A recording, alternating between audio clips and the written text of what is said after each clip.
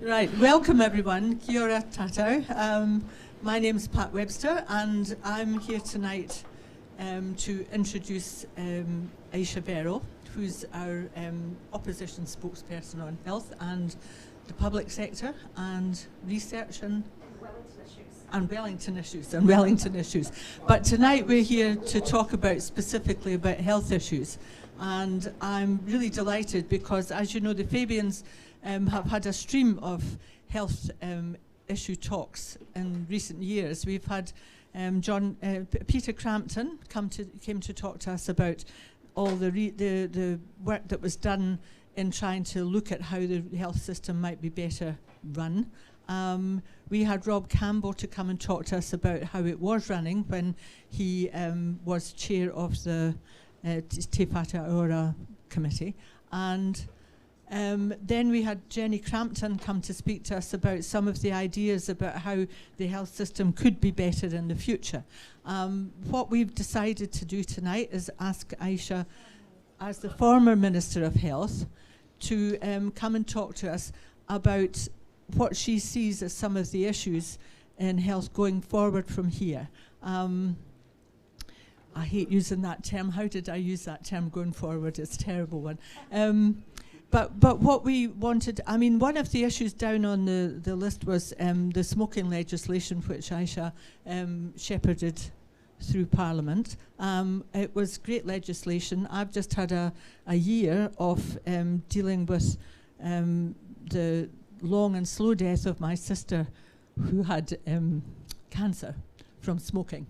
And I also had a brother-in-law die last year who also had cancer from smoking. And I think that if there was one piece of legislation that could have done an awful lot of good, that was it. So I'm really disappointed with the way that this government have dealt with it. So I'd like to ask Ayesha to come and talk to us about some of these issues and some of the big issues about how the health system might cope in the future, because as I've also had 2 weeks of dealing with the emergency department in Wellington, over 2 different people, I can see a system that's under terrible strain and which isn't functioning particularly well. And I'm particularly concerned about not just the access people have, but the information that they have about what's going on. So, Ayesha, would you like to come and talk about some of those issues, please? Thank you.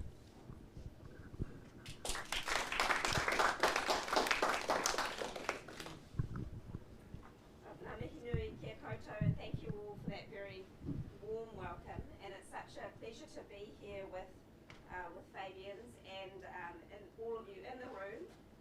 Those of you who are joining for the double header tonight that coincides with the Labour Party LEC that I'm meeting, AGM, that I'm going to next, and also those of you joining at home, thank you for tuning in.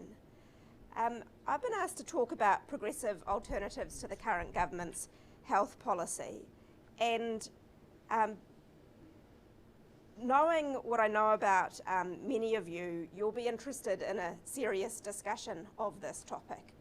So that's why there is a reference material, and that is the New Zealand Health Strategy that was published in about July last year while we were in government, and you'll find that the themes I'm going to talk about tonight are reflected in that document, and that's because when I worked very closely with officials, they might say too closely, on the writing of that document, I was determined to answer the same question you've posed to me tonight, which is how do we develop a progressive health system? So the areas, the strategic priorities I'll talk about tonight are the same as in that document, except there is one in that document related to workforce. I've chose to replace it with prevention. It's not to say the workforce isn't important, but I just think those issues are very well covered in the media and we can pick them up in Q&A. But by and large, what I'll talk about tonight is reflected in that strategy. And that strategy, you'll recall, is a feature of our health reforms. The health reforms were about enabling the health system to lift its head above the day-to-day of busy services and clinician burnout and cost pressures, and say, what do we need to do, yes, to fix today, but also to look ahead. So to look ahead to the ageing population, to the increasing need to address diabetes, and to be able to deal with the things that have been on the back burner for far too long. There are a variety of instruments in the Act that does that. The requirement for a strategy to be published by the Ministry of Health with a 10-year horizon is one of them, and then that becomes increasingly more granular with a government policy statement published at the beginning of each term and the 3-year funding cycles that go with that. Alongside the New Zealand Health Strategy were 5 other strategies for Māori, Pacific, disabled people, rural and women's health as well, and they're all available to read on the Ministry website. One of the challenges of being Minister of Health is balancing the very powerful interests in the sector with the needs of the public. And I was very clear that it was my job to represent the needs of the public while making sure our society, our health system, was a good place to work for the many people who work in the sector. But that's why we prioritise hearing from the public for that strategy. It was based on over 140 engagements, 760 ideas and comments submitted on an online platform called Tātou, 900 written submissions and 43,000 social media responses. I think the priorities we identified in that document are very valid as the foundations of progressive healthcare policy, but we're not in 2026 yet, and what I'm about to talk about isn't a health manifesto. So you won't see a commitment to free dental in the remarks tonight, or how we need to deal with the challenge of closed books in general practice. All of those things are very important, but what I'd like to focus on is what the strategic priorities are from which we draw into those really concrete promises that are important. But to start off, I think, why not start with what we know after 100 days of this government's policy? And I think many of you, like me, the first thing you know about this government's health policy is its action to repeal the Smokefree laws, as we've already discussed. I think this shows a willingness to prioritise the corporate interests and vested interests ahead of the health of New Zealanders. Smoking is a leading cause of preventable death in New Zealand, and the Smokefree law I passed was the one health policy, that can save the most lives in New Zealand outside of COVID, right, outside the context of a pandemic. And that was evidence we had presented at the Select Committee. So I think this government has already shown that its health policy is one that disregards prevention.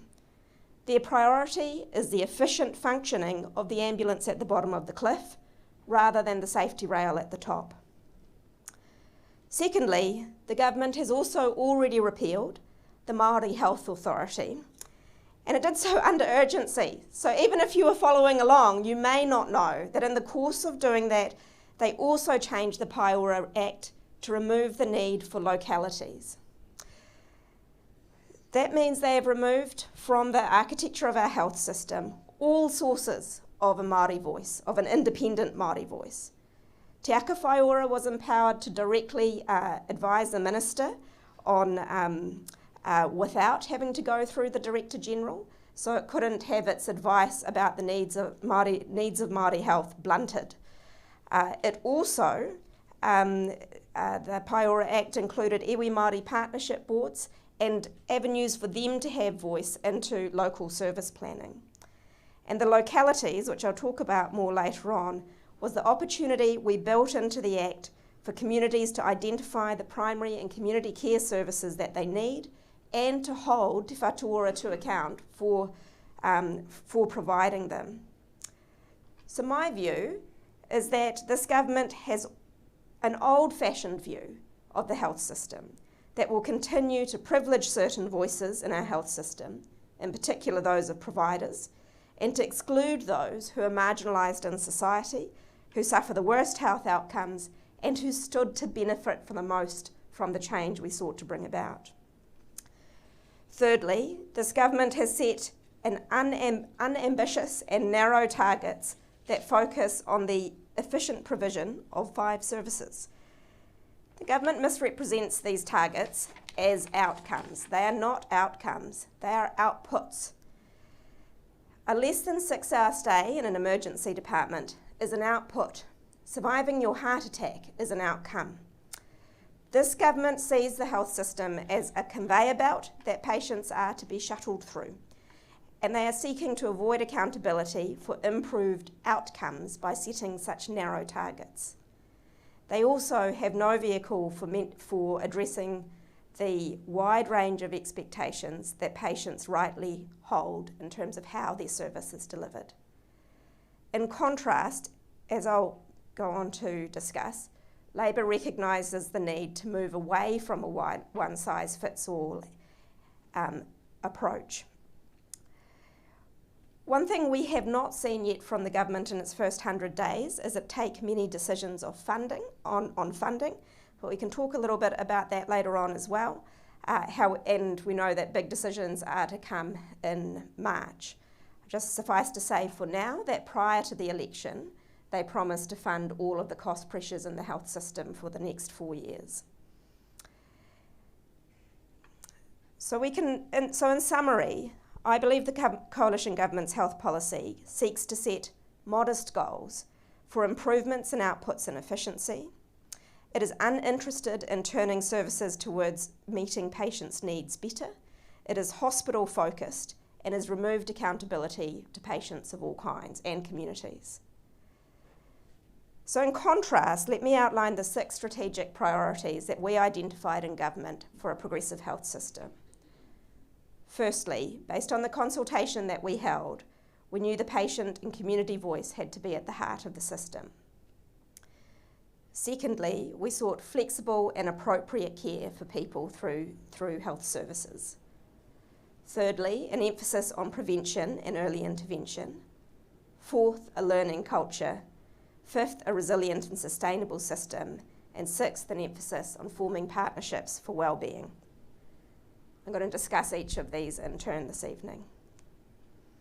One of the things that stood out for me throughout my time holding the women's health portfolio in particular when I was Associate Minister is the number of community groups who would come to essentially convey that they were not listened to in the health system. Women were not taken seriously about their concerns about symptoms of endometriosis.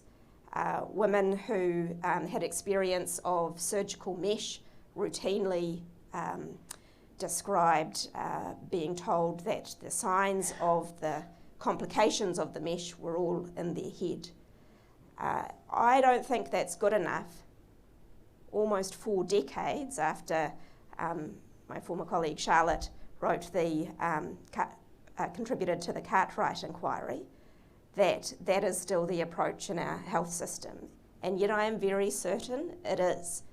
It is the approach. We frequently do not listen to people, despite, and I'm the beneficiary of this, teaching in terms of medical ethics being much improved.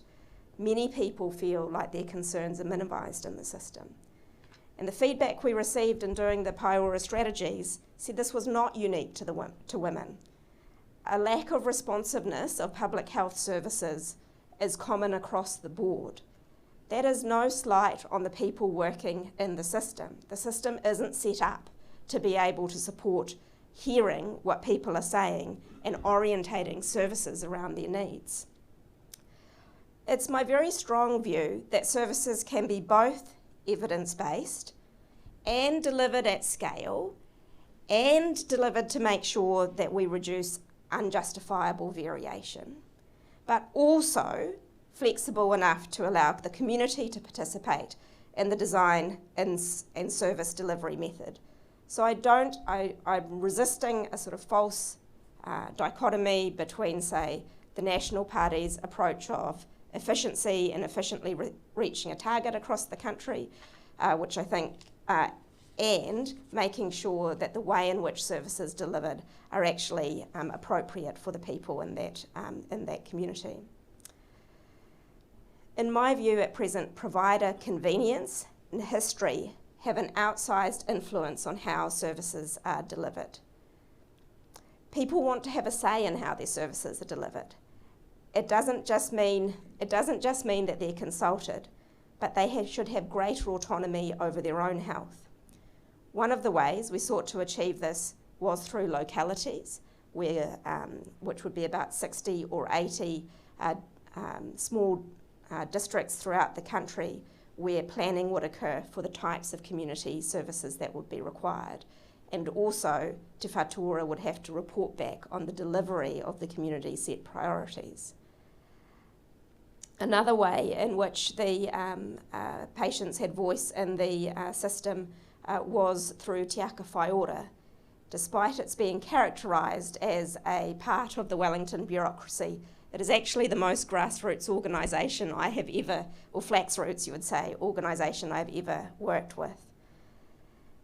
As part of the health reforms, we also set up a Health and Quality Safety Commission stewarded patient voice forum and a code of expectation that meant every entity in the health system had to demonstrate how they were responding, how they were receiving and responding to the patient voice. I also think about this in opposition. Perhaps it's a thought we'll come back to in the discussion later, but I often think, how are we going to build the public support for this progressive system that responds to people? Where do we listen to the patient voice in our public discourse? It's very hard to hear the experience of ordinary patients, and often many of the ways in which we do hear patient stories surface through our media is when their stories align with the interests of parts of the sector. So we often hear of people who cannot get an expensive medicine, as we should, but we do not hear of the people who cannot access their diabetes care. And I think that's a really important gap in our public discourse, and a really important area for us to organise around in opposition. Second priority is flexible and appropriate care. Through this priority, we want to develop health services that are high quality, accessible, and meet the public's needs and expectations. Now, of course, that is the standard fare of many Labour Party manifestos, and when we think about expanding entitlements to care and subsidised care. These are very important, and I don't doubt I'll be working on them a lot. There's also issues like the shortage of GPs and closed GP books, which are really important and need to be a focus of the health system now. I also want to talk tonight about a range of more subtle barriers to accessing care, which are equally important. I want to talk about the costs of care. The costs of care include transport, accommodation, parking, and lost income. They may not seem important when you put them alongside some of the big ticket items in our health budget, but they are important to patients. That's why Labour removed the prescription copay, because it was a documented barrier, even though it was just $5, to getting the treatment that kept people out of hospital. I am sure there are many other examples across our complex system of people going without because of the costs of accessing care. And I think that is a priority area for further study in the coming year. We also know that a barrier to care can be how you are treated by the service. It's incredibly important to make sure that care is appropriate culturally, but to all the diverse groups in our communities. It's also important that the care is set up around the patient's needs. I want to see boundaries between different types of care dissolved, so we have more integrated care. For example, why was it so radical to have physical and mental health in the same place when we set up the Access and Choice program that meant there would be mental health services provided in general practice and elsewhere? So often the setup of our health services reflects which stream you took at university or other training institutions. It doesn't reflect the needs of the patients. Services need to be designed with users and the community in mind, and that will mean co-designing more services. Not all of them, because that takes an infinitely long time, but many more of them need to be co-designed. We ultimately need to recognise how diverse our community is. I want to give you an example of maternal child health in the first 1,000 days of life. Take the example of a child born to a healthy, non-smoking mother in an urban setting with a partner and their family income is secure. Compare that situation to a child challenged by maternal smoking and diabetes in a rural community, and other children in the whānau are in the care and protection system. The first family's care needs are much simpler. In fact, they might merely need some basic assistance with the delivery of their child, and then reassurance as their new parents, and then information to help them navigate the childhood screening and vaccination process. But the second child's needs are much more complex. They need a stable and trusting relationship with the health provider. They need close coordination with other agencies. Yet we take a one-size-fits-all to those approach to those vastly different needs. And that's whether we're designing services or whether we're funding our health system. This has to change. We have to invest in the technological changes that will allow people with connectivity and resources to access healthcare while consuming less of their professionals' time. And we need to free up the professionals' resource to spend more time with those who need it most and working across the multiple agencies who deliver care. One of my favourite topics in health is our third, which is the importance of prevention and early intervention. That's why I was so proud to pass the Smokefree free bill, but there was actually a lot I learnt in government about prevention and early intervention, in particular through the COVID-19 response. And perhaps the most important of them is how much we had seen outreach and community mobilisation as tools for somewhere else. Maybe we thought they were tools for developing countries, but they were so important for making sure that we got high rates of vaccination during COVID, with all the work that was done through Māori and Pacific providers, going to remote places, meeting the parts of the community that had difficult relationships with government services, often were not trusting of the information they had seen through other channels, building relationships and creating safe spaces for people to be vaccinated and often to receive other government services as well. There is a lot we can do in this, and I think overall New Zealand has reasonably good preventive systems, although I'm saying that I realise that it's such a backward step for us to have the smoking laws repealed. But I think this is an area where it is at the core of a progressive approach to the healthcare system, that we must focus on prevention, not only because of the simple adage that because prevention is better than cure, but also because we have greater ambitions for the health system than just doing what we are doing today. And that means we have to pay for it somehow, and making sure that we prevent all illness that we can means we are able to meet those other goals. I've learnt a lot about, I guess another example I'll give of a new approach to prevention is the group I got to visit, a Pacific provider in Waikato who was doing smoking cessation. I was really inspired by them. They were using smoking, their funding, to not provide a clinical smoking cessation service, because many of the people they were working with found that confronting and it was proving ineffective. Instead, what they did was organise waka ama. So members of the Pacific community would come to do something healthy, outdoors. It was smoke-free, and the smoke-free messages were delivered incidental to the positive and quite life-affirming exercise that they were doing.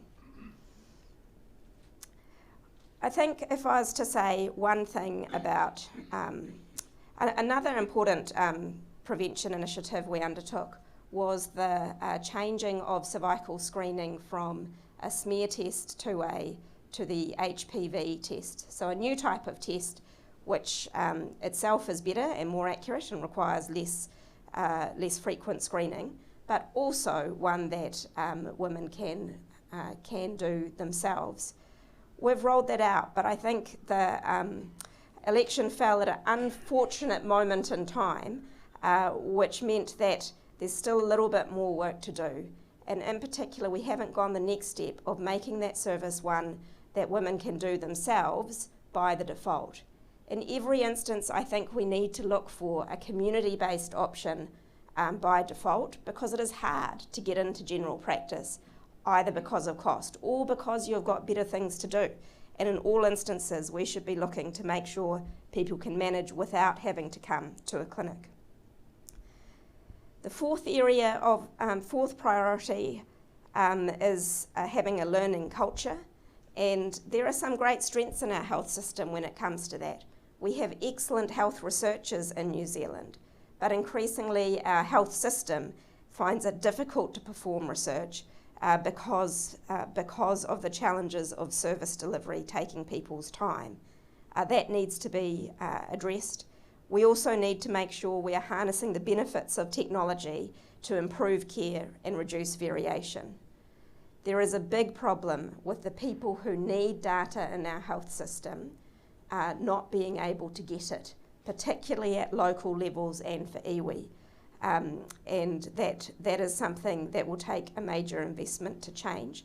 But those were investments that we had set up to make as well. We also have the option through our reformed health system of bringing together national networks in a particular area of clinicians of all stripes to be able to do service improvement. I think that will be one of the main ways in which people will see improvements to the health services they use. In the past, in a 20 DHB system, we used to see excellent examples of innovation in one particular part of the country, often linked to it being someone's absolute passion to diagnose heart attacks faster in the Christchurch Emergency Department or whatever the particular project was. But it was so challenging to disseminate that across the health system. In fact, the main way we had of disseminating it was academic fora, not actually fora within the health system itself. So there's clinical networks where we can harness the natural competitiveness of doctors and their collaborative instincts as well, to be able to look across the country, see who's developed good models, spark ideas off each other, but also hold each other to account for those areas where outcomes are poor or inequities continue to persist. I think that's incredibly important.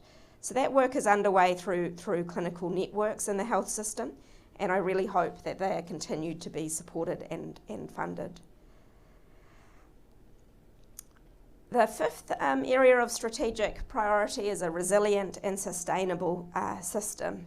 And this is incredibly important because of the well-documented pressures that our health system is under, including the increasing cost of care for an ageing population, a population that has longer years in poor health that we need to continue to support. We currently spend 7% of GDP on healthcare, and it's expected by 2060 we'll spend 10.5. Of course, it's important we make good use of those public funds, and of course it's important that we continue to be able to deliver services through other types of pressures as well, including the shocks of adverse weather events and pandemics. I think there is a lot of scope to improve health, improve the patient's experience, and improve the financial sustainability of our health system. Let me give you the example of dementia prevention. Dementia prevention is an area of science that's come a long way, and in the 20 years since I graduated medical school, there's now been a lot of evidence about the types of interventions that can be done to prevent dementia. This includes things like managing high blood pressure, all of the other risk factors for stroke, like smoking, but also things like making sure that early hearing loss is managed, because undiagnosed and unmanaged hearing loss can also cause dementia. Anyway, there's a long list of things you can do to prevent dementia. Doing that would improve health outcomes for people. It would reduce costs for the health system. And many of those initiatives bring people into contact with services, because I can tell you, when I was Minister for Seniors, one of the biggest struggles families of people with dementia have is their isolation from services and the years of struggling without knowing what's really going on. So I think there are many things where we shouldn't be concerned about the drive for financial sustainability. We should actually see it as an opportunity to create greater value in our health system. There were key parts of the health reforms that enabled greater financial sustainability. One of them, which is important, is the decision to have a structure whereby the Treasury and Te Whatu Ora agreed the cost pressures for the next 3 years. And they were published prior to the election in the pre-election fiscal update. They are over $1.5 billion each year, and they stack. So you have one of those in year one and two of them. So it adds up over 4 years to being approximately $15 billion.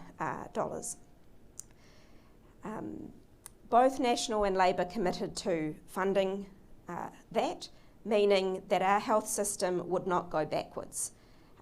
Of course, the experience we had last time National was in government was that they didn't fund the health system sufficient to keep up with inflation and immigration and changing patient demographics.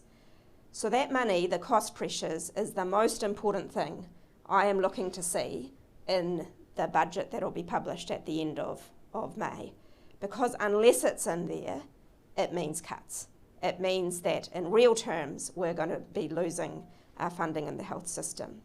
And it means that the benefit of the reforms, which was meant to be enabling the long-term financial planning of the health system, won't be able to be realised. And I think that funding certainty combined with strategies for the longer term was a really important way of helping the health system get around to addressing those difficult long-term challenges that otherwise we didn't get to do. So the sixth and final priority I want to talk about is about making partnerships to improve health and well-being. And I'm sure those of you in the room know well that health is influenced by a range of social, economic and environmental factors, such as income, education and housing. In fact, these factors have a greater influence on our health than our individual behaviour. They also disproportionately impact those with worse health outcomes. In other words, they drive health inequalities. So I think progressive health policy needs to address these factors to realise the improvements in people's health and the reduction in inequality we want to see. A great one that local academics have led has been the Healthy Housing Initiative. That's now been rolled out to every DHB. It's targeted funding or targeted support for people, for the families of children who are at risk of hospital admission or rheumatic fever, to have modifications done in their home. Not big things, small things like making sure that the windows the windows are airtight and the curtains are thermal and those sorts of initiatives. I was very pleased to see the first report by Otago University showed that it was able to keep children out of hospital, prevented thousands of admissions. But more than that, it also meant that the parents of the children and that those who received the intervention were more likely to be in work. It's amazing number of benefits that come from that study. Successive health strategies have called for this type of approach, a broad look at the determinants of health, to be rolled out more widely, but we've found it difficult to realise. In part, we lack the levers to do it. I don't mean determinants like tobacco and alcohol, which we know very well how to do it. That is a matter of political will.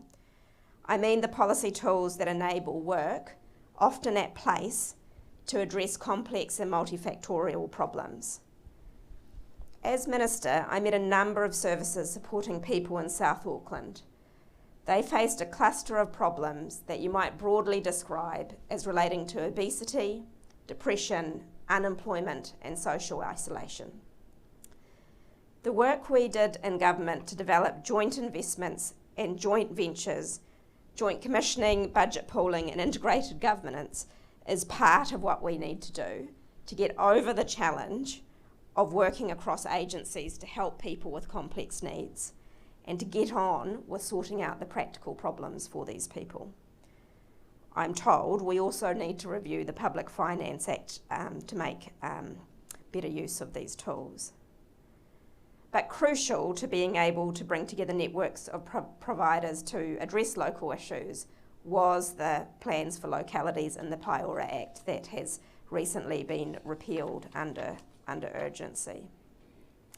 So, in conclusion, I think those 6 items of making sure that patient voice is at the heart of the system, making sure that the care is appropriate and accessible, having an emphasis on prevention and early intervention, a health system that learns, a financially sustainable and resilient system, and a system that reaches out to make partnerships to address complex problems are key elements of a progressive approach to health policy. We haven't solved all of the challenges that we have in health policy, but I think I'm looking forward to taking up with you whether those principles or themes are appropriate for getting where we need to go, and very interested to discuss with you as well what we need to think about in the public discourse in order to build consensus around those changes. Thank you very much.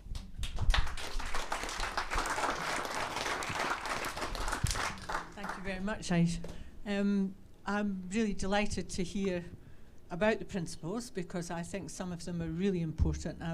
I was on a PHO at one point when we had PHOs back then, and being one of the community people on the PHO, I am aware of how difficult it was, even at that level where you were engaged in an institution, to be able to get public voice heard.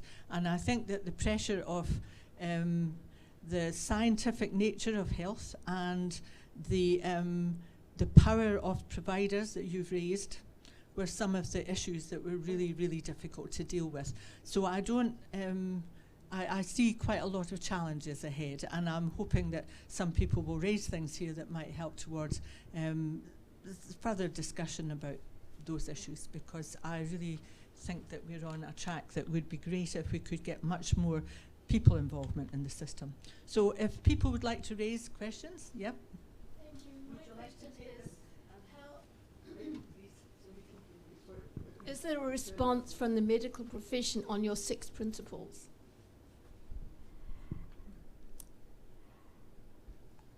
So I didn't receive a response from the medical profession on the strategy as a whole. I spent and continue to spend a lot of time engaging with the health sector, and I would say that there is a mix of views across the sector on a lot of these issues, and notably on things like te aka whai ora and other avenues for promoting patient voice. I think a mix would be pretty fair. Many are eager to get on and change the health system to make it more patient-centred, but others are focused on the frustrations that are immediately in front of them, and they are considerable. So I'm not meaning to minimise that at all.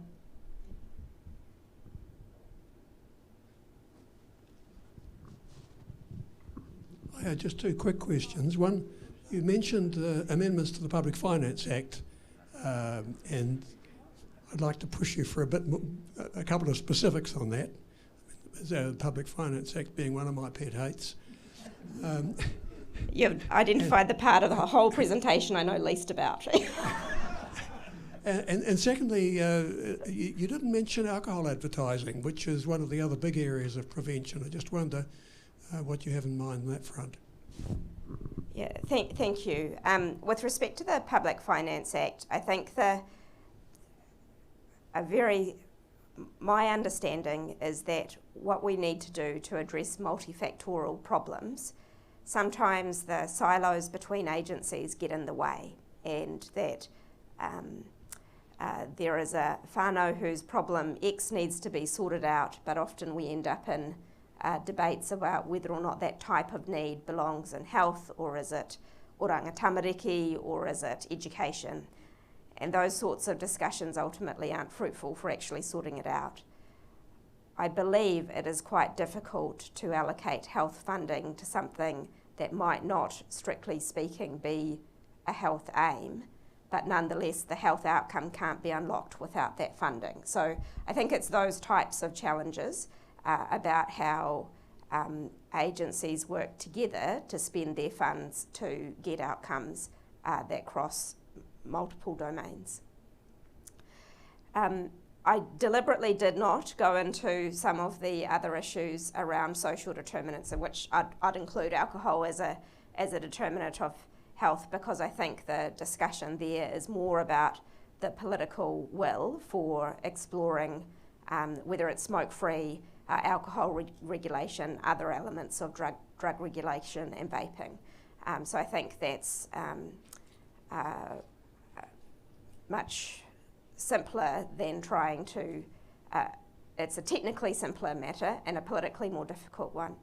In my view, there is scope to look further at alcohol advertising during the process of developing our party policy, but I haven't focused on it since the election.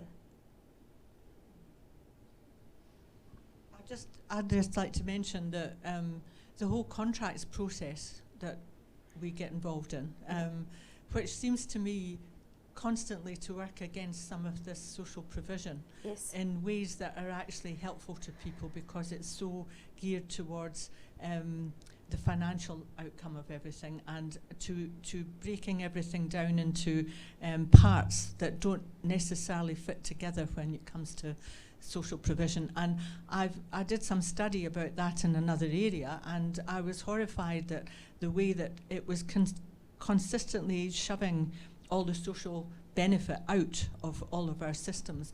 And I think it's got to a stage now where people accept it so readily. And I think it must be very difficult in medicine to actually get back from that, because it is a system that lends itself to contracts, I think, sometimes. So Agree. Yeah. No, I just agree. Okay. Oh, that's all right. For me, it is a question, and I'm really puzzling this on not only on health issues, but on a number of issues, is how to access the community voice. Now, I accept what you're saying, how important it is in health, rather than the provider voice, or with the provider voice. Questions of trust. There is an enormous distrust in the community, particularly on things to do with health. There's questions of privacy. I do not go around talking about, well, occasionally I do, but talking about my personal poor health, which is actually perfectly okay. It's just bits that annoy me as I get older. There's whakamā, and the whole shyness, and that's particularly with women. There's what we, the patient carer, do not know. Now, I did this when I was caring for my partner when he was dying. I really didn't know what the progress of his disease would be. I don't think they did either. Well, there was never a really good conversation, even though I asked questions, didn't get things that I could understand. And then this last one. When we did the work on COVID, and we worked very quickly, well, finally we worked very quickly, with these Pacific Islanders and the communities and Māori communities, particularly in Auckland and Northland, South Auckland and Northland, they were identifiable communities. I'd be interested, looking in this room, how many of us live in identifiable communities? Okay, I've just shifted up again, back into Wellington from Dunedin, and it's quite hard to get into an identifiable community. And I think it's an interesting thing when we say we want to access community voice. How in God's name do we do that? Sorry, it was a long question, love. It's good.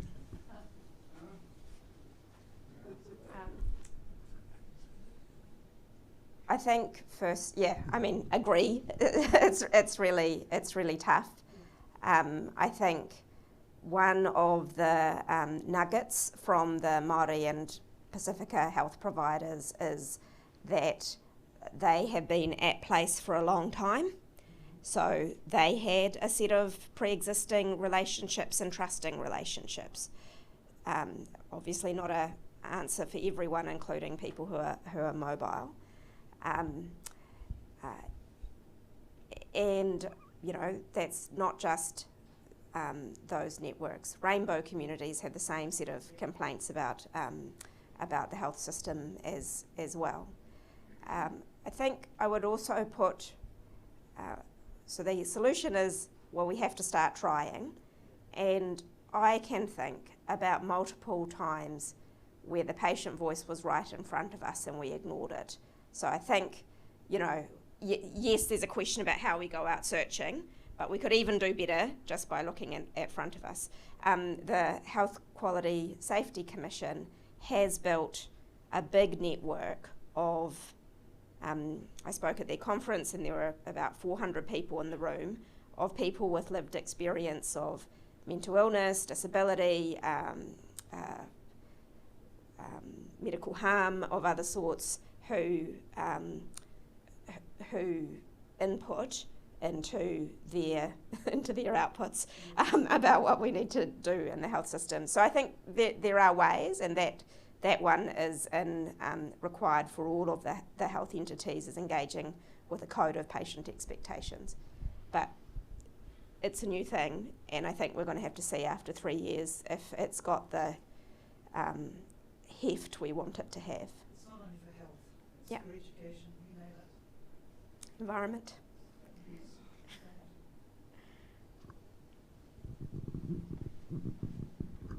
Thank you for your talk. You mentioned the idea of having localities, and I think you said 60 to 80 localities which would provide community input. And I guess my question is around, how do you ensure that those now quite small groups are not taken over by a pressure group that gives you a distorted picture of what's happening? I think it's sort of related to the question we've just had.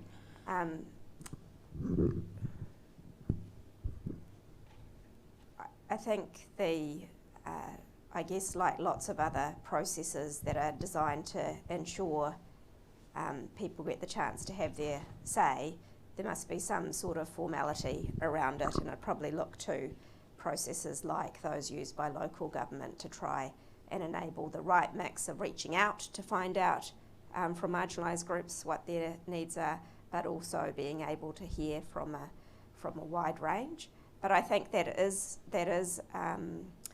was managed in the 12 locality prototypes that have been running for about 2 years now.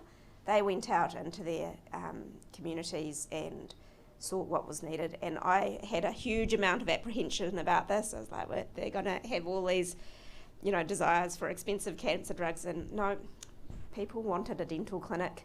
They wanted the mammography bus to come. They just wanted the stuff they knew they were entitled to. I think alongside that, need to localise what's being done, there probably also needs to be a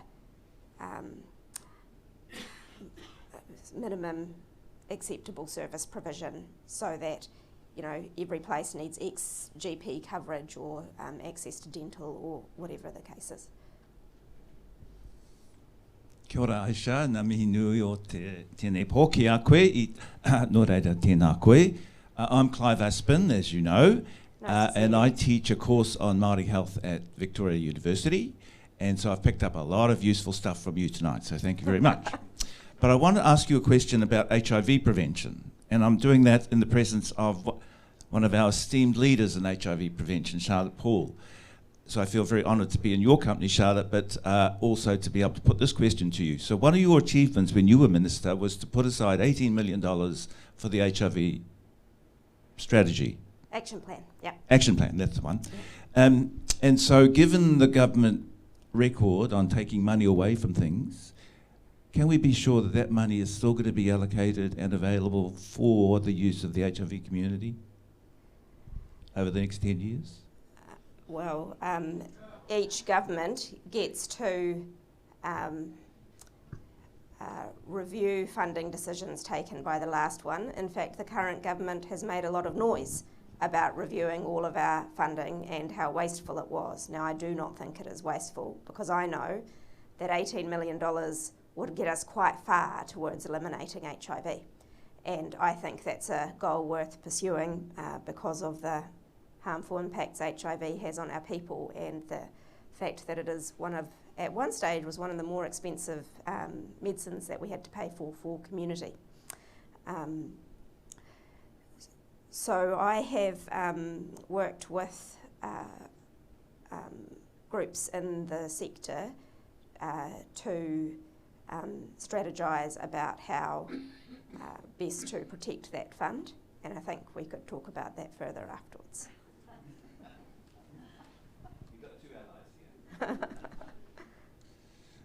Hi, thanks Ayesha. Bill Rosenberg. Those principles sound very sound. Of course, execution will always be an issue. I'd just like to focus on one area which to me was a big weakness of the DHB system, even though it was actually designed to address it, but it failed, which was in the area of primary health, and you've talked about that in terms of prevention and so on. So you have two issues there. One is that of general practices, and I heard Shane Retty on TV on Q&A saying that he was going to do something about that. Well, it's been a problem since the 1930s. And so I'll be very interested to know if you got some thoughts in that direction, because it's even more essential if they've destroyed all those local structures, which they're doing in a whole lot of other areas as well as in health. And the second area that the DHBs were meant to help were the community groups, the other forms of primary health, which were constantly underfunded in order to fund the more urgent needs of hospitals. Yeah. So again, that's another area which I know is very difficult, but is extremely important if we want to stop people ending up in hospital and ending up in states that are very difficult to address. Yeah, this is my favourite topic. So I think they absolutely agree that we have to prevent illness to get ahead of the curve in terms of the challenges of cost in our health system, and the role of primary and community care is absolutely central to that. So that's everything outside of the hospital, basically. And I think it's important to start with that conceptualisation of holistic services near where you live as the basis of that, and not to immediately collapse the conversation to general practice, but I will come to general practice in a minute. Many of our non-medical clinicians or health workers in the community are not seen. They're not valued in the same way that doctors and sometimes nurses are. And that's why I was so pleased to be able to work with pharmacists on eliminating the copay in a way that would make their presence in our communities more sustainable, because the big box pharmacists couldn't use the $5 charge as a loss leader. The purpose of localities was to try and bring what is essentially a 100-year-old system of lots of different boutique services that are often owner-operated or small businesses of 3 people, the ability to collaborate with each other to be able to configure their services in a way that met the needs of their community.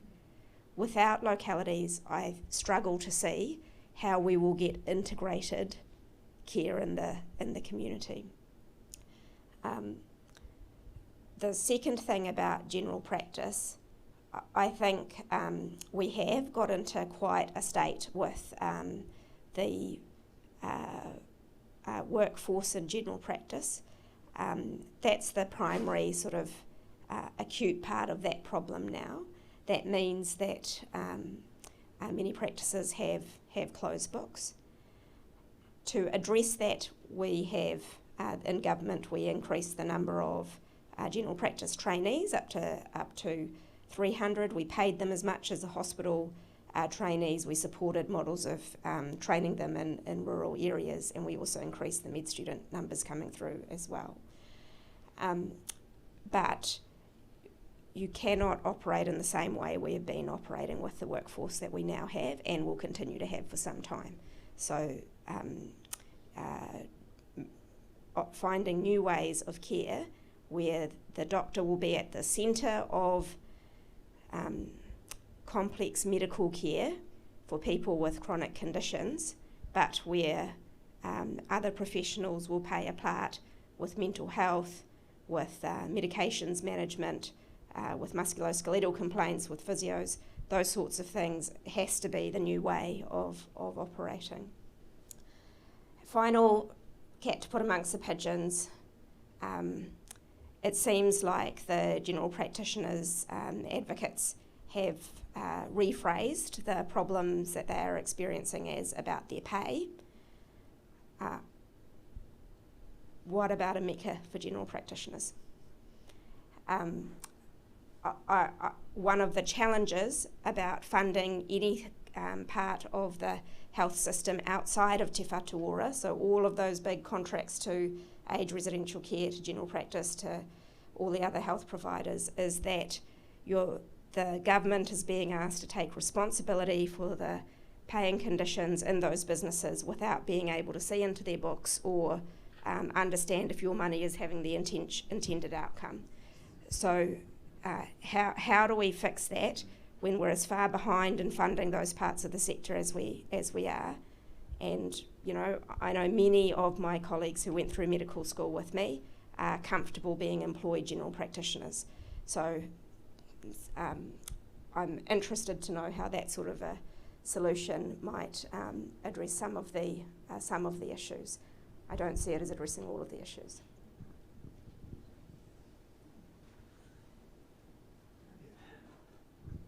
Thank you. I want to ask a question about which I don't know very much at all, but I've noticed that a number of GP practices have been taken over by hedge funds, or you know, I cite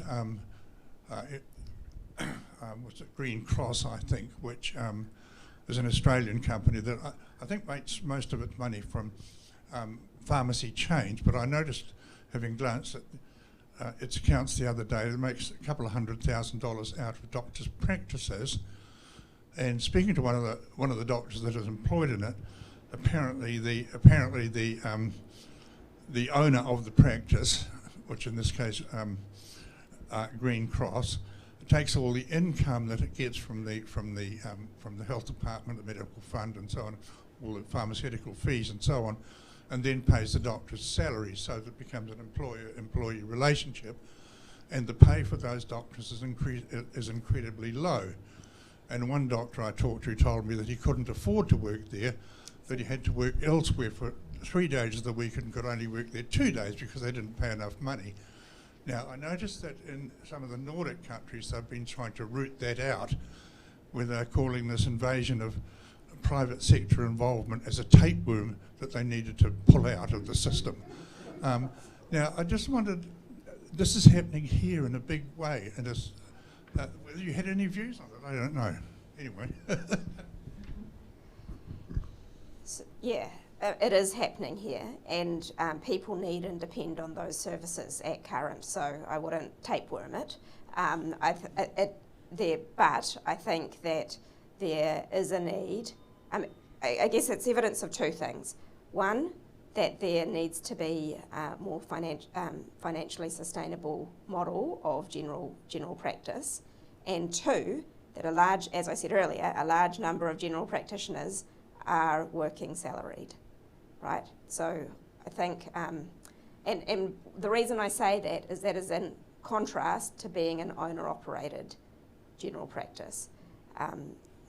So the assumptions that we've made about primary care in the past and the owner-operated model being the desired model is well out of date. There are probably at least 10 different models of general practice we could name, right? Iwi operated, small owner operated, Green Cross, union healthcare, you know, there are lots of different types.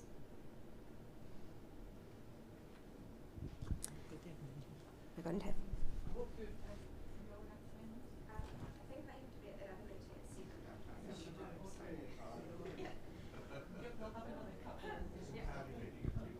We had someone talk to the Fabians a few months ago. I think she was a professor from Jenny, yeah, and she talked, was it practice nurses? I would get the right term. Rather, she was saying in rural areas you don't have GPs, you have practice nurses, they can give nurse practitioners. Nurse practitioners. Yeah, that's right. Yeah, oh, sorry, I'm getting a bit old. Memory's going. You can help me with that. Anyway, what's your attitude towards nurse practitioners in terms of funding and actually taking the role of actually a doctor, really, rather than we have doctors on the pedestal? How do you see their role? She was quite positive about it. In fact, I remember a doctor getting up and feeling quite threatened by it in this meeting.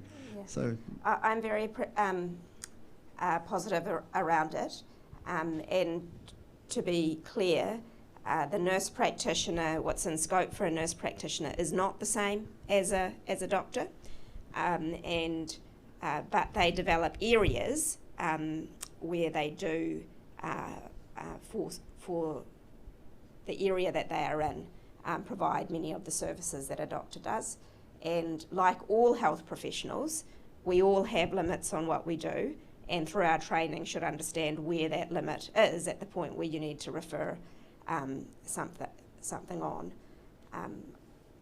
And I'm confident that the type of training we have in New Zealand educates our health workers really well for those types of roles.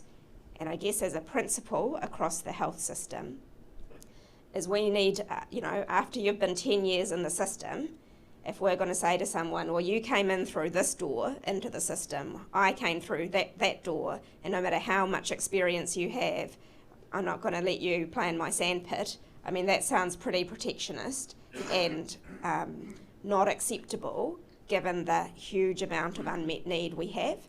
So I think so long as we step through appropriate processes for making sure people are trained and keeping up with their practice and certification and so on, so long as we're doing that, then we need to rely more on these types of people operating at what we call the top of their scope, because that's another thing. We will often tend to also have the reverse problem of people who are senior and very experienced having a case mix that is far too easy. So making sure that we're distributing the work properly across our talented healthcare workers is really important. Kia ora, Ayesha. My name's Stephanie Thomas. I work for the New Zealand Nurses Organisation as an organiser. Yep. There are lots of things I could raise with you, but I just had a question about the inequities of funding with regard to Māori and iwi health providers and the enormous amount of hoops they seem to have to go through to report on their contracts. It smacks to me of institutional racism, you know, that's that they're not provided for with funding equally as other PHOs are, you know, and the fact that they have to double report on everything as well seems very unfair. Yeah, I agree, and I'd say that that is the type of change that needs to occur through that work I was describing about making sure that our funding systems are appropriate for getting good community partnerships, including with iwi. And then just one of you. I'm aware of, across multiple social services, this measuring every widget you do and not taking proper regard of the overall outcomes. Short-term funding contracts as opposed to longer term ones, and having to juggle contracts with 5 different agencies when actually, you know, couldn't the government just contract you once for all of those different outcomes? So all of that is work to be done, but much more enabled by us having the localities work as well. I've got one more question to come and then we'll finish. Kia ora, Ayesha. It's Anne Tuffin here. I have a slightly different approach. My question leads to a slightly different conversation, I guess. Firstly, I agree about the 6 priorities. National has sort of one, which is be more efficient, you know? And so my question is, how do you sell 6 priorities when the voting public are becoming increasingly simplistic in their voting patterns and relying on very simple messages? So how do you sell 6 priorities versus one very appealing one to someone out there voting? Yeah, thank you. I